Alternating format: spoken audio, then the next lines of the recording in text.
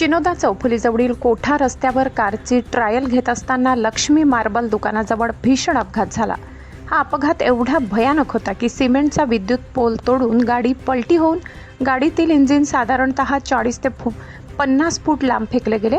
गाडीच्या चारही बाजूंनी मोठे नुकसान झाले तर गाडीत बसलेले गंभीर जखमी झाले असून त्यांना स्थानिक लोकप्रतिनिधी व नागरिकांनी तात्काळ जिल्हा रुग्णालयात वैद्यकीय उपचारासाठी दाखल केले.